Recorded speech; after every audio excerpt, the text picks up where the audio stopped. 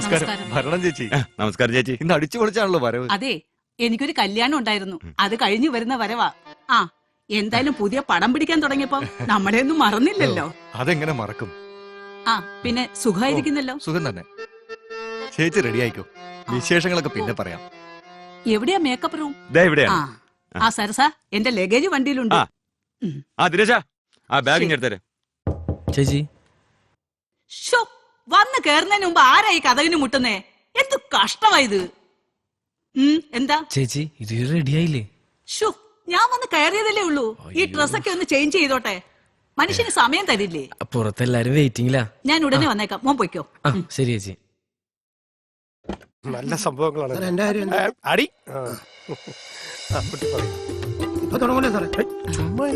നമസ്കാരം സാർ. എന്താ സുമാറാണി എത്താൻ വയ്യത്?